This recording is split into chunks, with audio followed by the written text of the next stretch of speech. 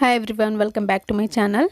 ನಾನಿವತ್ತು ಮಟನ್ ಕುರ್ಮಾ ಹೇಗೆ ಮಾಡೋದು ತೋರಿಸಿದ್ದೀನಿ ರೆಸ್ಟೋರೆಂಟ್ ಸ್ಟೈಲ್ನಲ್ಲಿ. ಇದಕ್ಕೆ ನಾನಿಲ್ಲಿ ಒಂದು ಕುಕ್ಕರ್ನಲ್ಲಿ ಮಾಡ್ಕೊಳ್ತಿರೋದ್ರಿಂದ ಕುಕ್ಕರ್ನ ಬಿಸಿ ಇಟ್ಕೊಂಡು ಒಂದು 3-4 ಟೇಬಲ್ ಸ್ಪೂನಷ್ಟು ಎಣ್ಣೆ ಹಾಕ್ಕೊಳ್ತಿದ್ದೀನಿ. ಒಂದು ಮೀಡಿಯಮ್ ಸೈಜ್ ಈರುಳ್ಳಿನ ಸಣ್ಣದಾಗಿ ಕಟ್ ಮಾಡಿಕೊಂಡು ಹಾಕ್ಕೊಂಡಿದ್ದೀನಿ. ಹಾಗೆ ಶುಂಠಿ ಬೆಳ್ಳುಳ್ಳಿ ಪೇಸ್ಟು 1 ಸ್ಪೂನ್ ಹಾಕ್ಕೊಂಡು ಚೆನ್ನಾಗಿ ಹಸಿ ವಾಸನೆ ಹೋಗೋವರೆಗೂ ಫ್ರೈ ಮಾಡ್ಕೊಳ್ಳಿ. ಸೊ ಇದಾದಮೇಲೆ ನಾನು ಕ್ಲೀನಾಗಿ ತೊಳೆದಿಟ್ಕೊಂಡಿರೋ ಮಟನ್ ಏನಿದೆ ಇದನ್ನು ಹಾಕ್ಕೊಳ್ತೀನಿ. ಒಂದು kg ಅಷ್ಟು ಮಟನ್ ಇದೆ ಇದು. ಇದನ್ನು ಹಾಕ್ಕೊಂಡು ಚೆನ್ನಾಗಿ ಫ್ರೈ ಮಾಡ್ಕೊಳ್ಳಿ ಹೈ ಫ್ಲೇಮ್ನಲ್ಲಿಟ್ಟು. ಇವಾಗ ಸ್ವಲ್ಪ ಉಪ್ಪು ಹಾಕ್ಕೊಳ್ತಿದ್ದೀನಿ.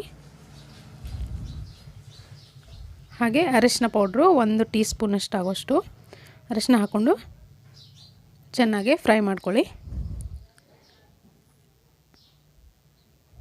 ಸೊ ಇವಾಗ ನೋಡ್ತಿರ್ಬೋದು, ಮುಚ್ಚಳ ಮುಚ್ಚಿ 1-2 ನಿಮಿಷ ಬಿಡ್ತೀನಿ.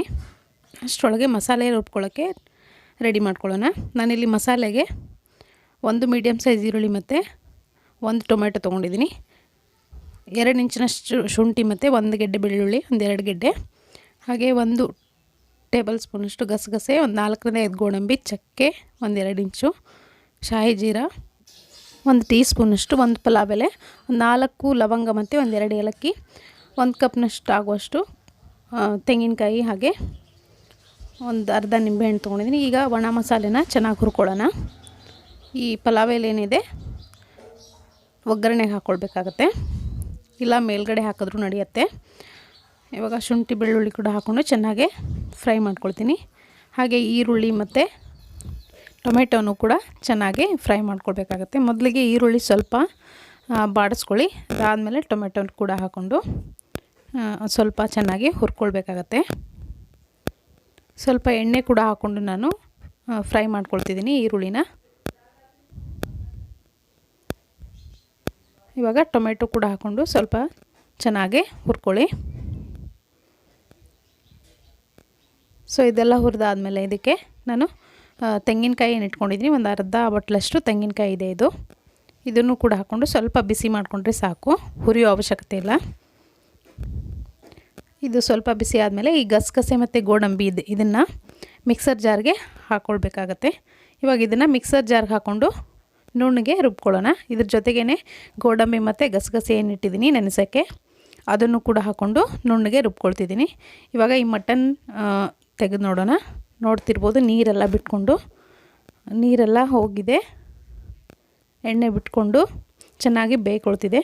ಇವಾಗ ಈ ಟೈಮ್ನಲ್ಲಿ ಇದಕ್ಕೆ ಒಣ ಮಸಾಲೆ ಹಾಕ್ಕೊಳ್ಳೋಣ. ನಾನಿಲ್ಲಿ 1 ಸ್ಪೂನಷ್ಟು ಧನಿಯಾ ಪುಡಿ ಮತ್ತು ಅರ್ಧ ಸ್ಪೂನಷ್ಟು ಗರಂ ಮಸಾಲ ಹಾಕ್ಕೊಂಡಿದ್ದೀನಿ. ಅಚ್ಕಾರದ ಪುಡಿ ಕೂಡ 1 ಟೇಬಲ್ ಸ್ಪೂನಷ್ಟು ಹಾಕ್ಕೊಂಡಿದ್ದೀನಿ. ನಿಮಗೆ ಮಸಾಲೆ ಜಾಸ್ತಿ ಇಷ್ಟ ಇರೋರು ಜಾಸ್ತಿ ಹಾಕ್ಕೊಳ್ಬೋದು.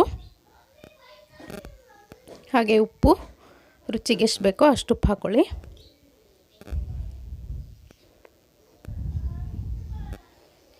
ನಾನಿಲ್ಲಿ ಜಾಸ್ತಿ ಮಸಾಲೆ ಯೂಸ್ ಮಾಡ್ತಿಲ್ಲ, ಒಣ ಮಸಾಲೆನ ಗರಂ ಮಸಾಲ ಮತ್ತು ಧನಿಯಾ ಪೌಡ್ರ್ ಮಾತ್ರ ಹಾಕ್ಕೊಂಡಿದ್ದೀನಿ.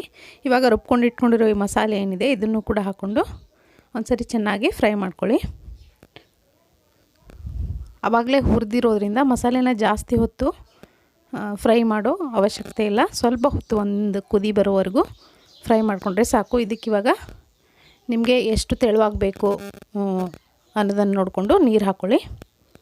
ನಾನಿಲ್ಲಿ ಸೆಮಿ ಗ್ರೇವಿ ಥರ ಅಥವಾ ಸಾಂಬಾರು ಥರ ಮಾಡ್ಕೊಳ್ತಿದ್ದೀನಿ. 1 ಗ್ಲಾಸ್ನಷ್ಟು ನೀರು ಹಾಕ್ಕೊಳ್ತಿದ್ದೀನಿ. ಸೊ ಇದನ್ನು ಇವಾಗ ಒಂದ್ಸರಿ ಚೆನ್ನಾಗಿ ಮಿಕ್ಸ್ ಮಾಡಿಕೊಂಡು 1-2 ಕುದಿಯಕ್ಕೆ ಬಿಡ್ತೀನಿ ನಾನು ಮುಚ್ಚಳ ಮುಚ್ಚಿ. ನೋಡ್ತಿರ್ಬೋದು, ಇಲ್ಲಿ ಕುದೀತಾ ಇದೆ. ಇವಾಗ ಕೊನೆಯದಾಗಿ ಕೊತ್ತಂಬರಿ ಸೊಪ್ಪು ಹಾಕ್ಕೊಂಡು ನಾನಿಲ್ಲಿ ಇದು ಕುಕ್ಕರ್ ಮುಚ್ಚಳ ಏನಿದೆ, ಕುಕ್ಕರ್ ಮುಚ್ಚಳ ಮುಚ್ಚಿ ಒಂದು 3-4 ವಿಜಲ್ನ ತೊಗೊಳ್ತೀನಿ. ಸೊ ಇವಾಗ ತೆಗೆದು ನೋಡೋಣ.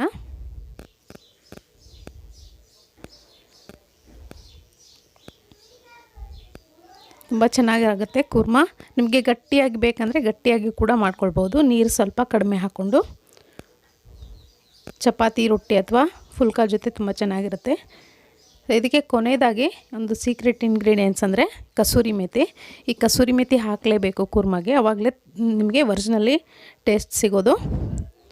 ಈ ಥರ ಕ್ರಷ್ ಮಾಡಿಕೊಂಡು ಕಸೂರಿ ಮೇಥಿ ಹಾಕ್ಕೊಂಡು ಗ್ಯಾಸ್ ಆಫ್ ಮಾಡಿಕೊಂಡ್ರೆ ಆಯಿತು. ಇವಾಗ ಮಟನ್ ಕುರ್ಮ ತುಂಬ ಚೆನ್ನಾಗಿ ರೆಡಿಯಾಗಿದೆ. ಸೊ ಇದಕ್ಕೆ ನಾನು ಕೊನೆಯದಾಗಿ ಒಂದೇ ಒಂದು ಟೇಬಲ್ ಸ್ಪೂನಷ್ಟು ಬೆಣ್ಣೆ ಕೂಡ ಹಾಕ್ಕೊಳ್ತಿದ್ದೀನಿ. ಬೆಣ್ಣೆ ಹಾಕೋದ್ರಿಂದ ಎಕ್ಸ್ಟ್ರಾ ಟೇಸ್ಟು ಬರುತ್ತೆ. ಸೊ ಇವಾಗ ನೋಡ್ತಿರ್ಬೋದು ಮಟನ್ ಕುರ್ಮ ರೆಡಿಯಾಗಿದೆ. ನೀವು ಕೂಡ ನಿಮ್ಮ ಮನೆಯಲ್ಲಿ ಇದೇ ಥರ ಮಾಡಿ ನೋಡಿ ಅಭಿಪ್ರಾಯ ತಿಳಿಸಿ. ಇವತ್ತಿನ ಈ ರೆಸಿಪಿ ಇಷ್ಟ ಆಗಿದ್ದರೆ ದಯವಿಟ್ಟು ಲೈಕ್ ಒತ್ತೋದನ್ನು ಮರಿಬೇಡಿ. ಹಾಗೆ ನನ್ನ ಚಾನಲ್ಗೆ ಇನ್ನೂ ಯಾರ್ಯಾರು ಸಬ್ಸ್ಕ್ರೈಬ್ ಆಗಿಲ್ವೋ ಸಬ್ಸ್ಕ್ರೈಬ್ ಆಗಿ. Thank you.